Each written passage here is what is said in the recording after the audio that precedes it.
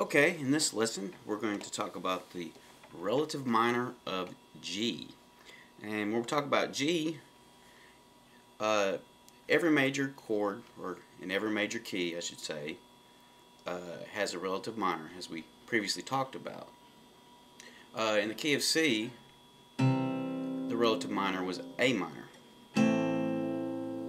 And in the key of G, the relative minor is E minor. So not a big jump, you know. That C note had its root at the 3rd fret, and the open string there, which is open A, was our relative minor. This means that all the notes in the G major scale are E minor has the same notes.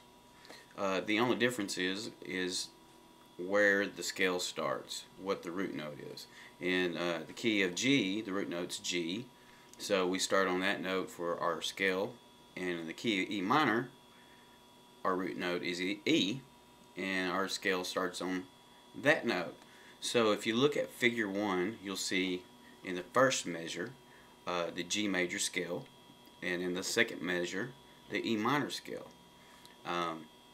And we just start the scale on that root note and we follow it up. We don't change, you know, it's the same notes. It's would be G, A, B, C, D, E, and F sharp. Now, instead of, for the E minor scale, we would start on E, so it would be E, F sharp, G, A, B, C, D, and then E. So it just changes the order up, but it's all the same notes. So anything that you play with G will, you know, a lot of times work with E minor also. And that's what we'll explore in this lesson. So let's play figure 1.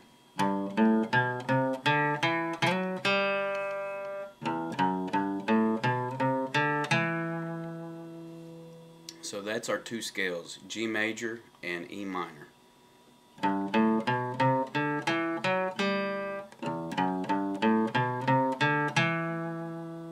And then figure 2 is our E minor chord.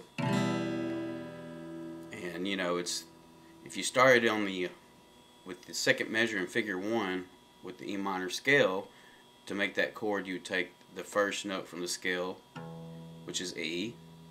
You'd take the third note from the scale, which is G, and then you'd take the 5th note, which is B. So E, G, and B are the notes that make up your E minor. In figure 3, we can see the extended major and E minor scale, and in parentheses there we have the different root notes. So we can play the extended minor scale, or extended G major scale, and the extended E minor scale. Now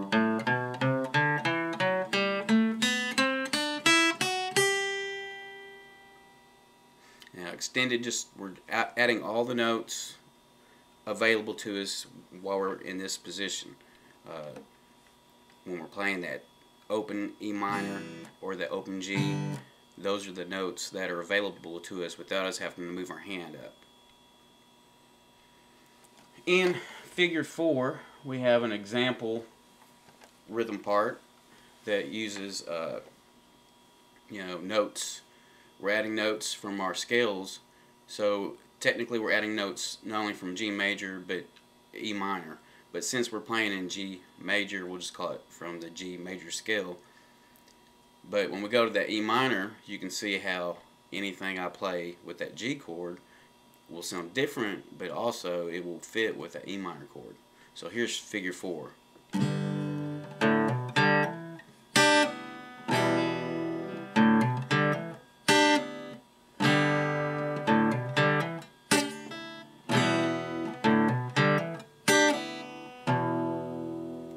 Let's play that again.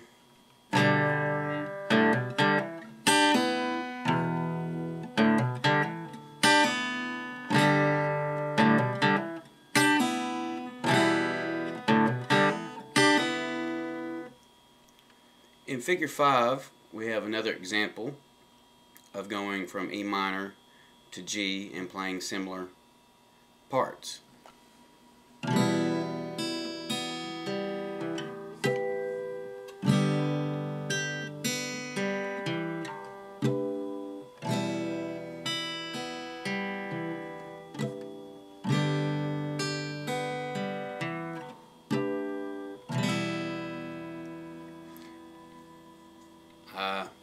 Right there at the end, I'm adding just some 12th fret harmonics, which you know, we know with that G major scale or E minor scale that a lot of those open notes, all the open notes, are found in the scale. So you know, the 12th fret harmonics just sound an octave higher and kind of add a neat little effect to that. So that's really handy in the key of G or E minor.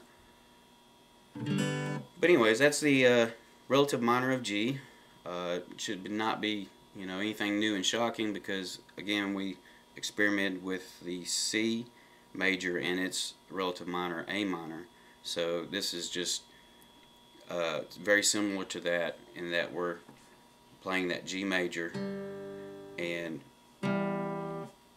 putting that E minor in there every once in a while and realizing that those are the same notes. And so when you're playing in G and you wanted to go down to E minor, you already know where your notes are.